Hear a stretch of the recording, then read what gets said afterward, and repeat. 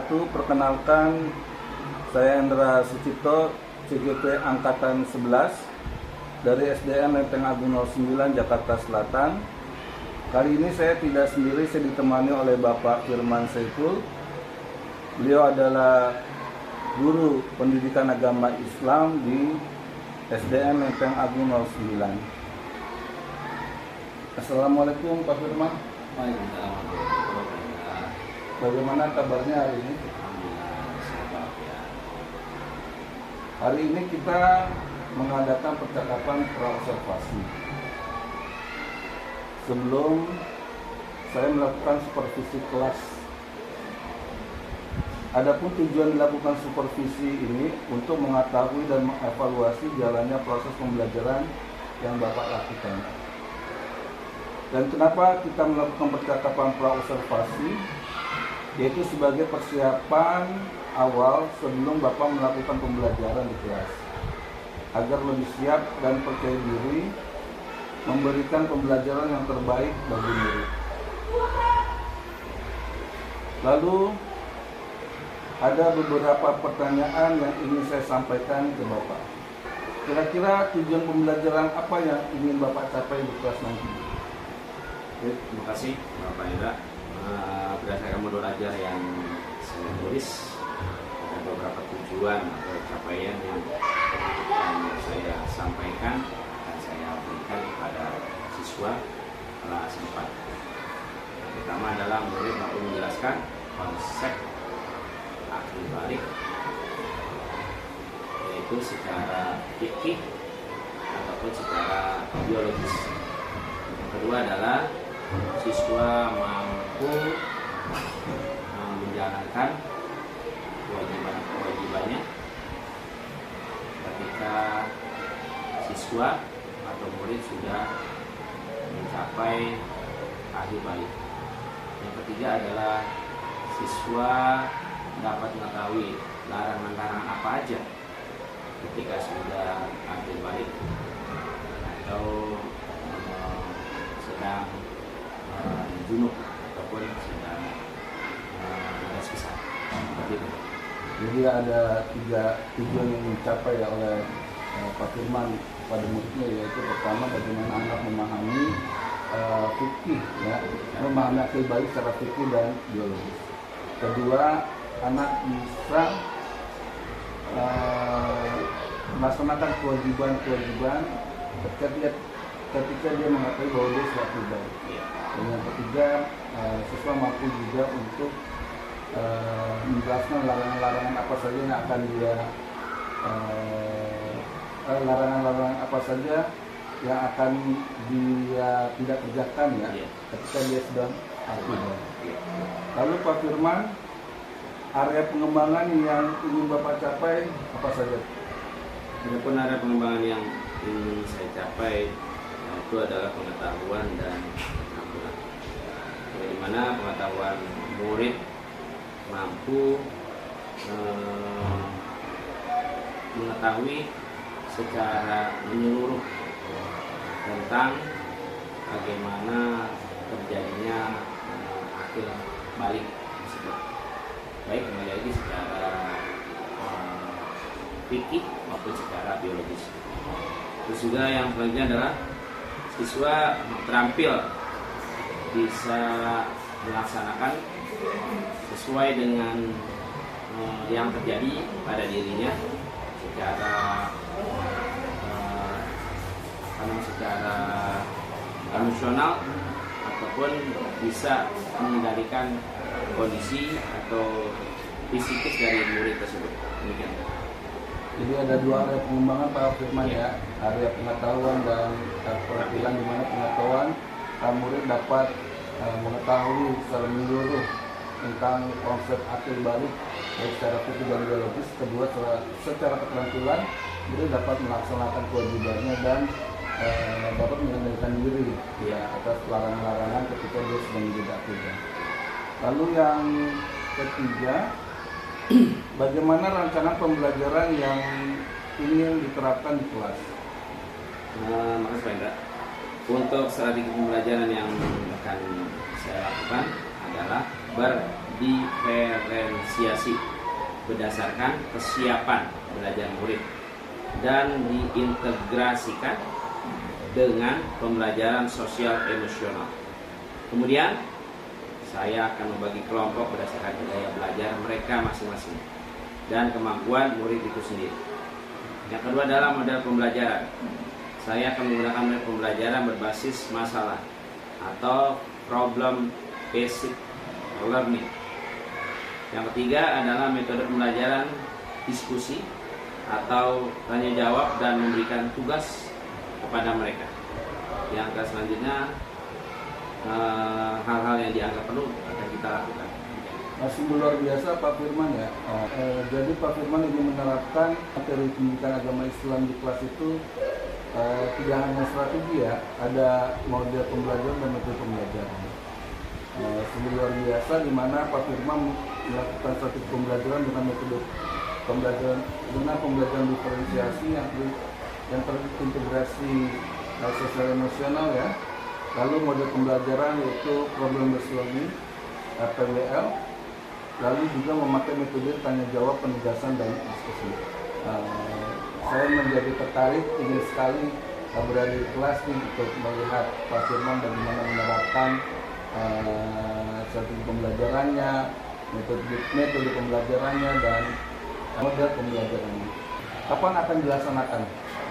Untuk pelaksanaan pembelajaran materi tentang tanda akhir balik itu akan saya berikan di kelas 4A pada hari Kamis jam 3 sampai dengan selesai. Oke, lalu apa yang Bapak dapatkan dari percakapan hari ini? Banyak sekali ilmu yang bisa saya dapatkan dari percakapan hari ini. Adalah pertama sebagai gambaran yang akan saya gunakan dalam pembelajaran nanti. Yang selanjutnya adalah saya juga bisa mempersiapkan apa saja yang akan dibutuhkan dalam pembelajaran dan tahapan-tahapan apa aja untuk proses pembelajaran di kelas 4 nanti. Terima kasih. Baik Pak Firman, sungguh luar biasa, Masya Allah. Terima kasih atas waktunya sudah bersedia berbincang-bincang dengan saya di percakapan pra-observasi.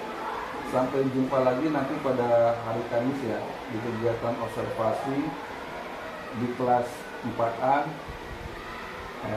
Terima kasih. Terima kasih Pak Firman. Sama-sama Pak Indra. Demikian percakapan pra-observasi hari ini. Sampai bertemu di kegiatan observasi kelas dan juga percakapan pasca observasi. Wassalamualaikum warahmatullahi wabarakatuh.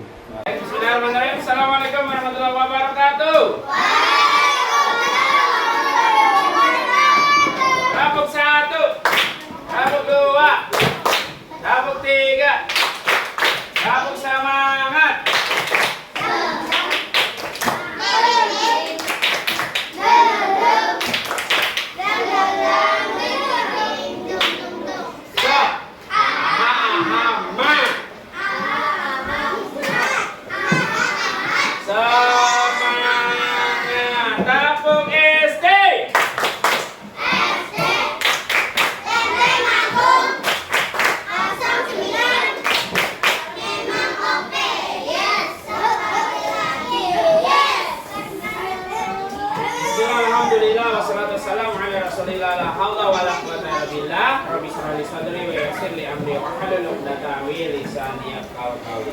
Anak kelas 4, apa kabar semua hari ini?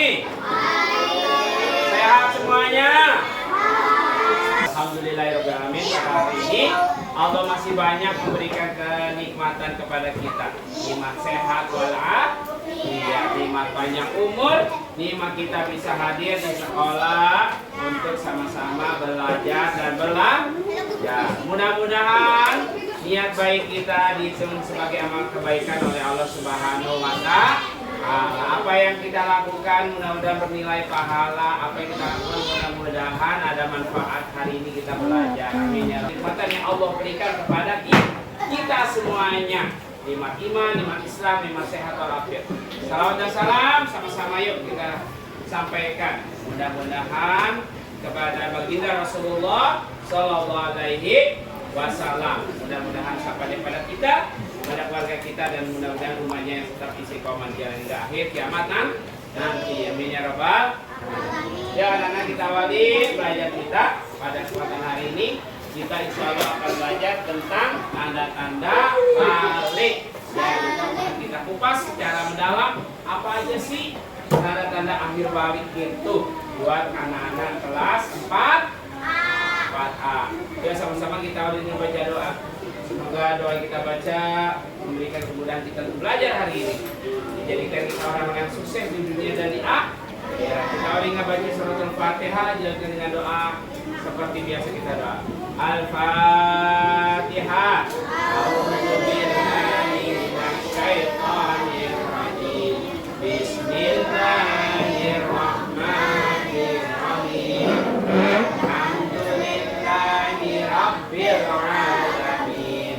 Ar-Rahmanir Rahim. Maliki yaumiddin. Iyyaka na'budu wa iyyaka nasta'in. Ihdinas siratal mustaqim siratal ladzina an'amta 'alaihim ghairil maghdubi 'alaihim waladdallin. Amin. Baca doa. Raditu billahi rabban wa bi Muhammadin nabiyya wa rasulah. Rabbi zidni ilma warzuqni fahma. Rabbi ishrah li sadri wa yassir li amri wahlul 'uqdatam min lisani yafqahu qawli. Rabbil firli wa liwalidayya warhamhuma kama rabbayani shaghira.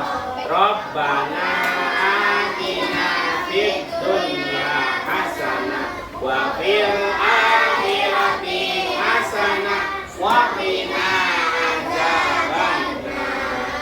Amin ya rabbal alamin. Mudah-mudahan tadi kita membaca lantunan ayat Al-Quran bisa memberikan syafaat pada hari kiamat nanti, dan kita dikasih hati kita lebih tenang lagi, lebih sejuk lagi, dan kita semuanya menjadi orang-orang yang bertakwa pada Allah Subhanahu wa Ta'ala. Terus selanjutnya untuk persiapan kita belajar akan Bapak absen dulu. Yang Bapak panggil bilang hadir. Go. Afdal Rizki.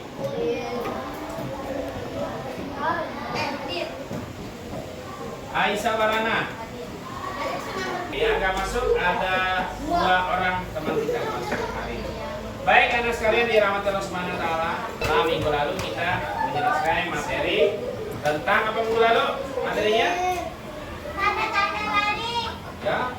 Tentang yang minggu lalu ada keragaman sebagai sunatullah, atau kita belajar minggu lalu indahnya saling menghargai dalam keragaman, di mana umat Islam mengajarkan kita untuk bertoleransi, kecuali kita nggak boleh toleransi dalam hal meyakini agama orang lain atau agama lain. Itu minggu lalu yang sudah kita pelajari. Hari ini kita akan belajar di depan untuk kita lihat, yaitu tentang tanda-tanda balik. Coba siapa yang mau baca? Ya, Kanaya, coba Kanaya yang jelas baca. Lihat di depan.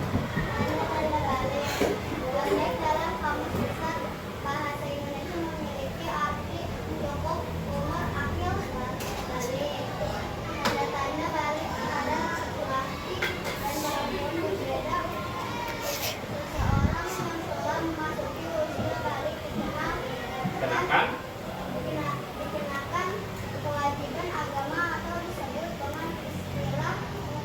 Mukawah. Ya. Di depan kita lihat tentang balik. Balik kanan dan balik kiri, bukan itu maksudnya. Balik dalam kamus bahasa Indonesia memiliki arti yang cukup, yang memiliki arti. Apa itu artinya? Cukup umur. Ya. Akil balik menurut kamus bahasa Indonesia. Berbeda tanda-tanda balik laki-laki dan perempuan. Nanti kan kita pelajari lebih dalam. Seorang yang telah memasuki usia balik dikenakan kewajiban agama. Nih, namanya mukallaf, yaitu kewajiban seseorang yang sudah memasuki usia balik. Kewajibannya terhadap agama Islam apa aja sih? Misalnya sholat 5 waktu apa aja? Puasa, zakat, zikir sama Allah SWT, mengingat Allah SWT, dan seterusnya. Ini istilahnya mukallaf. Jadi seseorang yang telah masuk usia balik dikenakan kewajiban agama Islam. Yang disebut dengan mukallaf. Ada yang mau nanya dari sini? Kalau nggak jelas boleh bertanya ya. Tadi mukallaf udah dijawab. Ini jawabannya. Seseorang yang telah masuk usia balik dan dikenakan kewajiban menuntut agama Islam. Ya, kewajiban untuk melaksanakan perintah agama Islam. Oke, kita lihat yuk tanda-tanda balik menurut fikih. Siapa yang membaca? Ya, Eka coba Eka. Keras suaranya. Ya.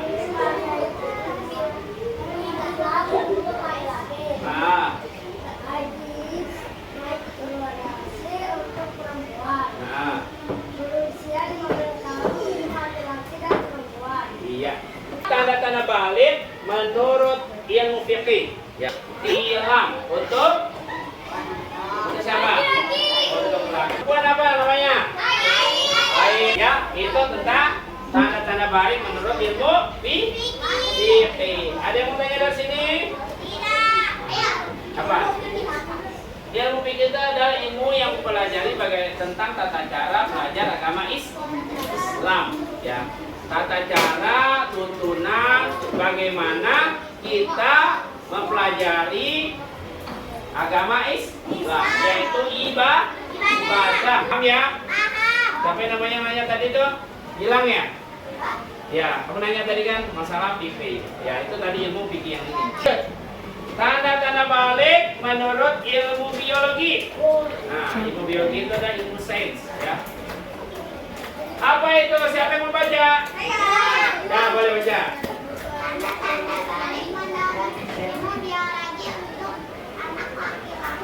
Ya.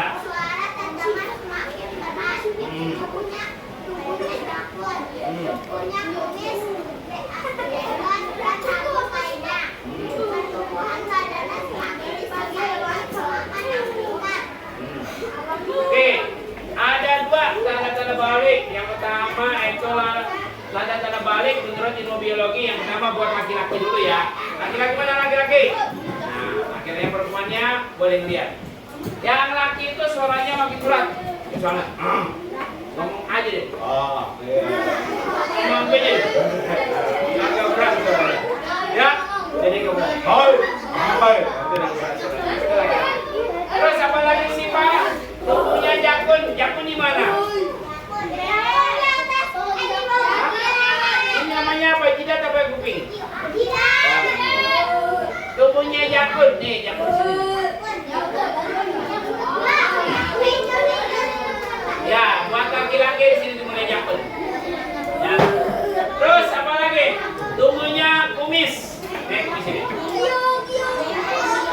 Tubuhnya kumis. Tubuhnya jenggot. Dan tubuhnya rambut di mana? Ada tuh rambut. Siapa lagi? Di sekitar kemaluan. Siapa lagi? Di kaki, bulu-bulu kaki. Dan seterusnya. Jadi kalau yang seperti ini namanya sudah akhir balik buat laki. Apalagi makannya banyak. Sehari 5 kali. Tepuk semangat.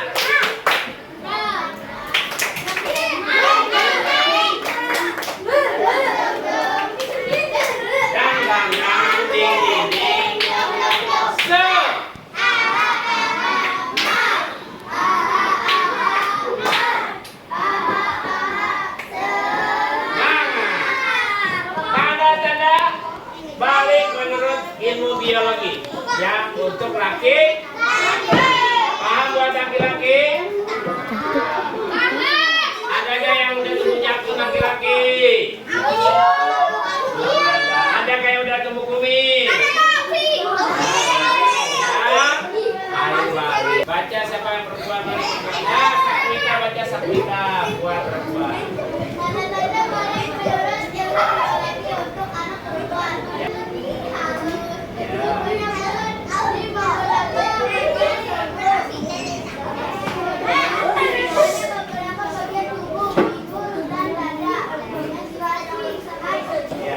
Beda laki dengan perempuan. Kalau laki sudah kita bahas nih. Kalau perempuan satu suara lebih halus. Kayaknya halus kan halus. Suaranya lebih sama di ketek ada, di tangan, di kaki, di bagian kemaluan ada ya. Itu tumbuhnya beberapa bulu. Terus apa lagi? Yang perempuan nih.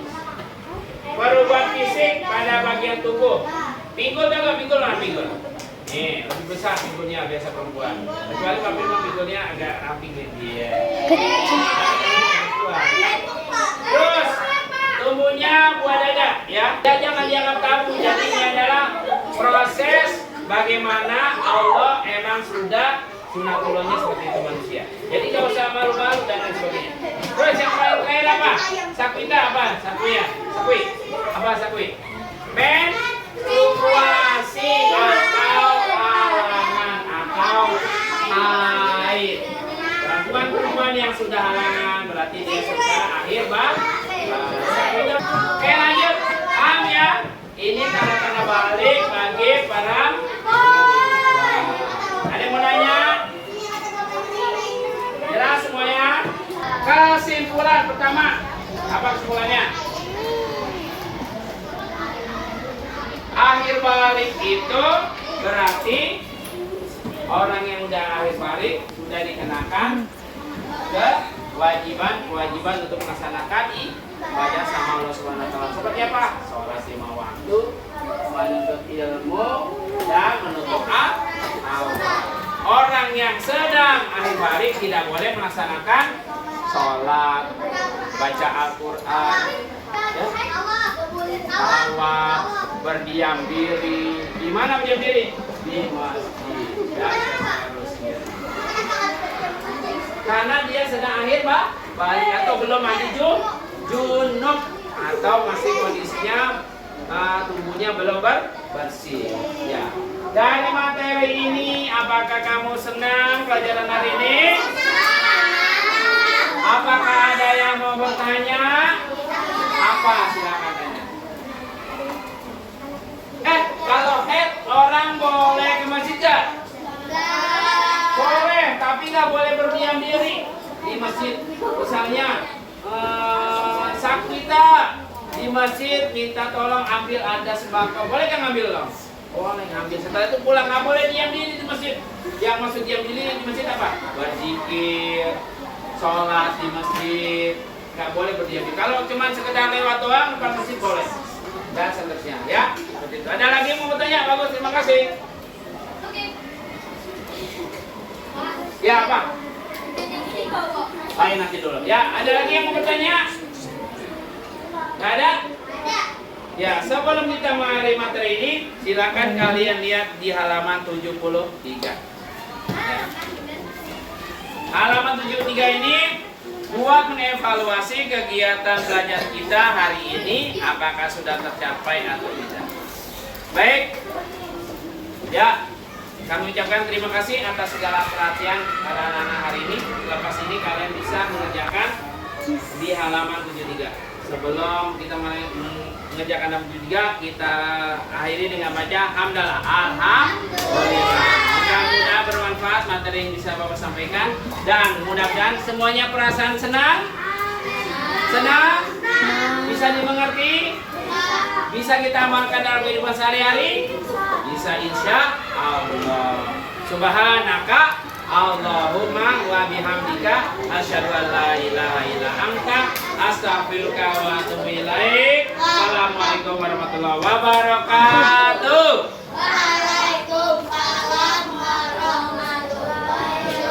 Assalamualaikum warahmatullahi wabarakatuh. Berjumpa kembali di percakapan pasca observasi bersama saya Hendra Sucipto, calon guru penggerak angkatan 11 dari SDN Lenteng Agung 09, Jakarta Selatan. Saya ditemani oleh Bapak Firman sebagai guru yang telah diobservasi pada kegiatan supervisi akademik. Saya juga ditemani oleh Ibu Harmini sebagai pengajar praktik pada pendidikan guru penggerak angkatan 11. Assalamualaikum Bu Harmini, Pak Firman, apa kabarnya? Baik, di percakapan pasca observasi ini saya akan memberikan pertanyaan kepada Bapak Firman dengan berjalannya observasi kelas yang telah Bapak lakukan dengan tujuan untuk mengevaluasi sejauh mana proses pembelajaran yang telah Bapak lakukan sebelumnya. Untuk itu saya akan mengajukan pertanyaan berikut. Yang pertama, bagaimana perasaan Bapak terkait berjalannya observasi kelas yang telah berlangsung? Baik, terima kasih Pak Hendra untuk waktu pada kesempatan ini. Untuk observasi kelas yang sudah dilakukan, yang pertama anak-anak di kelas 4 cukup antusias ketika saya memberikan materi tentang tanda akhir balik bagi mereka, dan mereka pun merespon serta ada dialog interaktif antara mereka ketika saya memberikan materi tentang tanda akhir balik tersebut kepada mereka, dan mereka pun memberikan tanggapan dan tanggapan positif mengenai materi yang sudah disampaikan kepada mereka, dari saya kepada mereka, dan mereka pun sesuai dengan di usia mereka yang sesaat lagi, atau mungkin ada beberapa siswa yang sudah memasuki masa akhir balik, sehingga ketika memberikan pelajaran tersebut pas sekali untuk mereka ketika masa tersebut sudah terjadi. Baik Pak Firman, luar biasa. Bisa diceritakan kembali Pak, area pengembangan apa saja yang Bapak lakukan di kelas, seperti langkah-langkah atau tahapan pembelajaran apa yang sudah Bapak lakukan?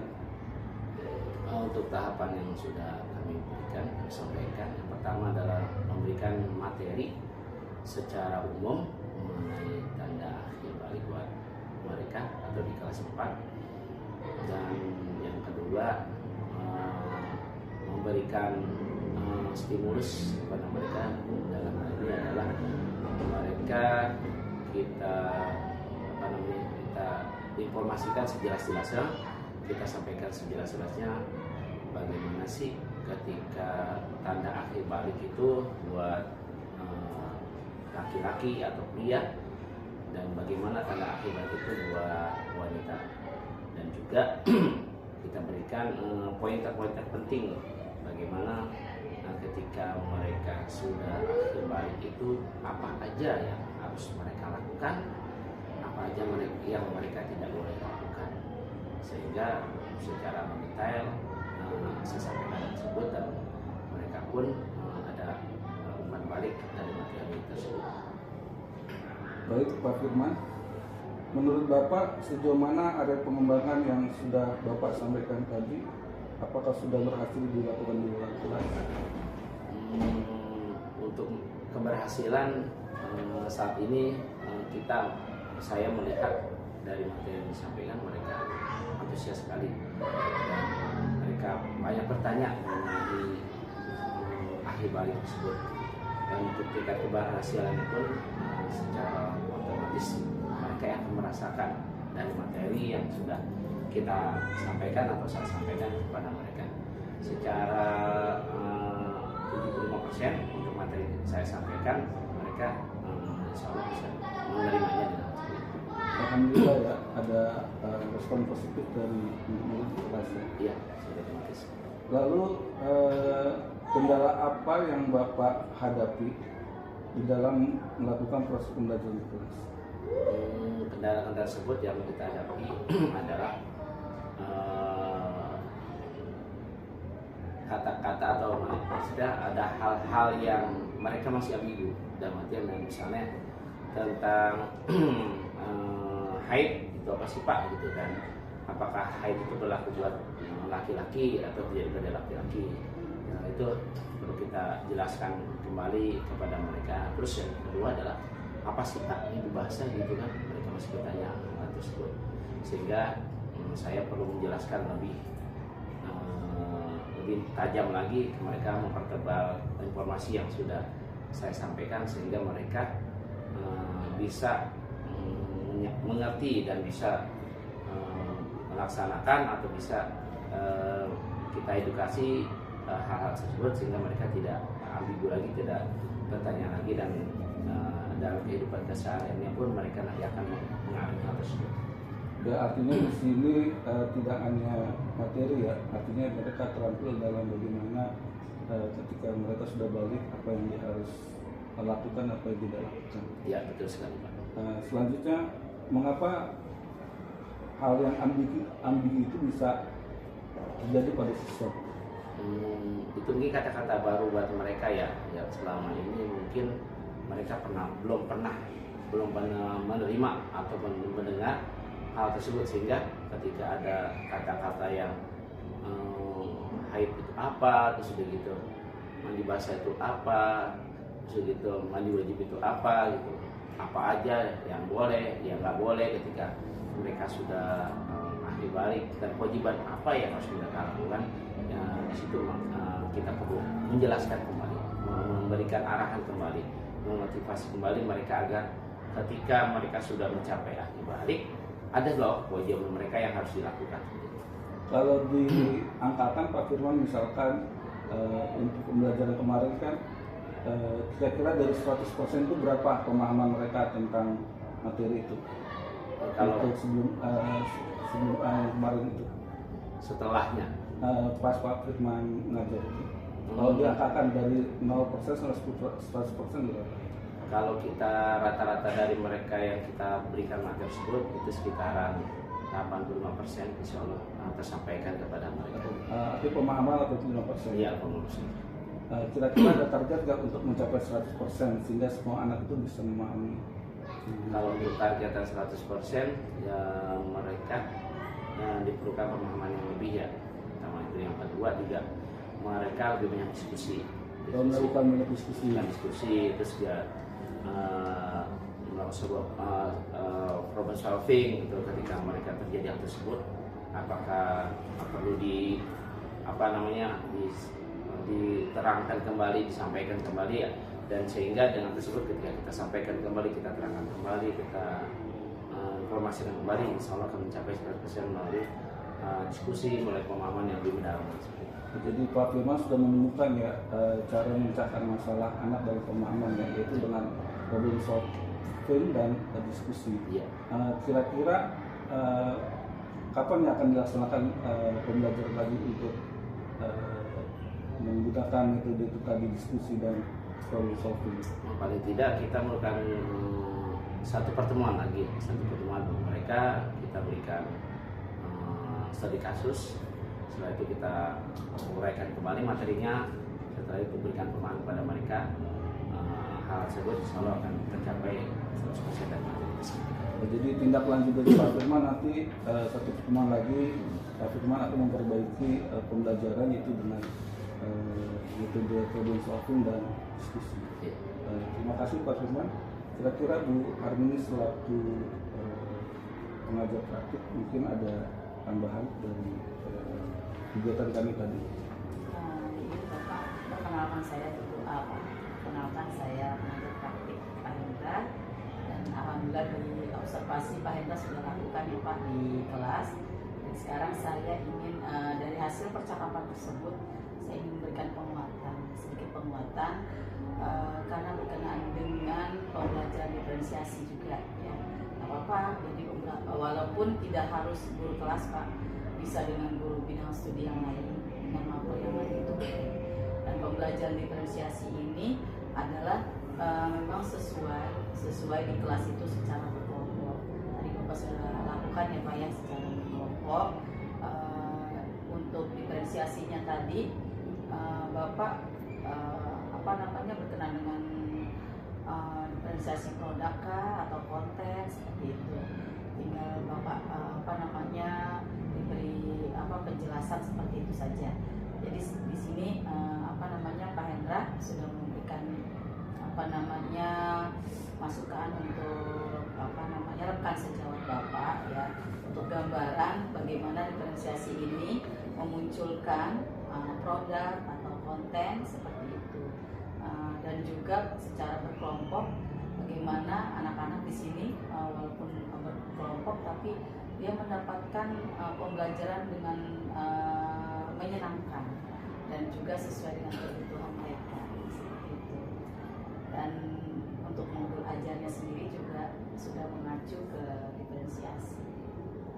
Bapak di kelas apakah pas observasi saja, pas sebelumnya sudah mempunyai gambaran gitu Pak untuk diferensiasi Pak, belajar diferensiasi? Pada saat pelaksanaan dan pada saat observasi.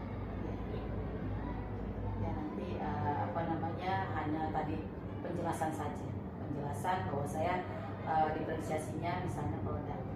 Untuk produk atau konten Pak? Produk ini. Produk. Seperti tadi jadi pemahaman anak-anak juga ya Pak.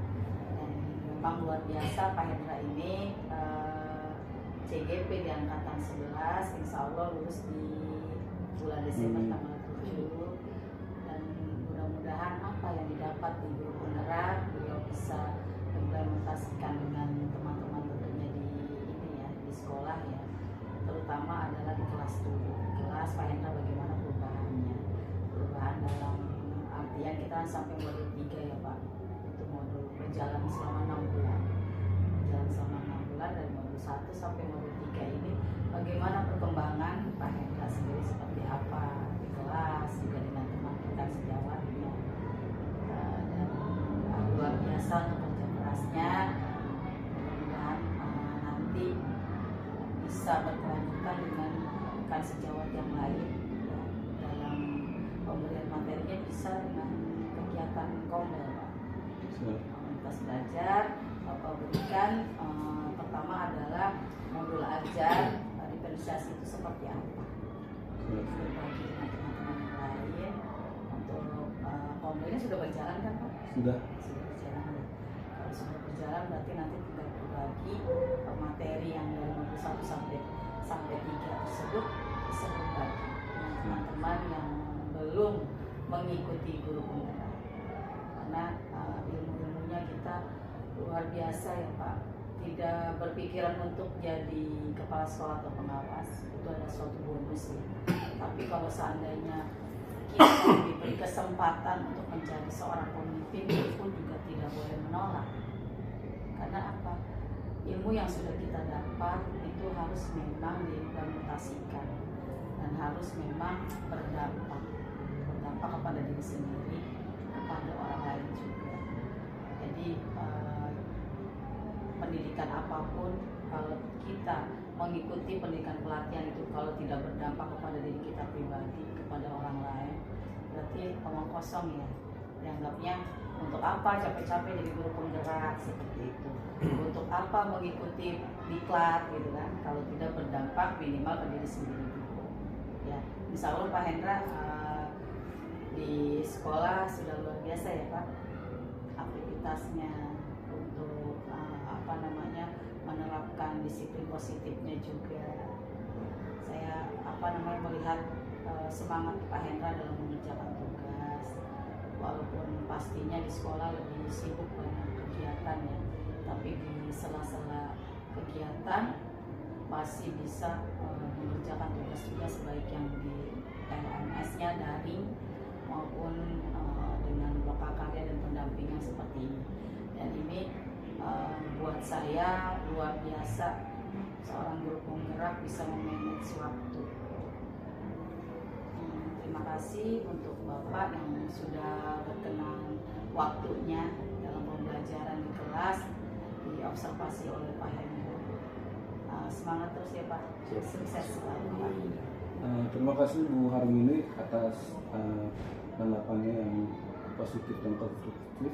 Semoga bisa menjadi perbaikan buat saya juga. Dan terima kasih Pak Firman sudah hadir di sini untuk melakukan coaching pasca observasi. Baik, demikian tadi kegiatan pasca observasi kami. Semoga bermanfaat buat kita semua. Wabillahi taufik wal hidayah. Wassalamualaikum warahmatullahi wabarakatuh. Waalaikumsalam.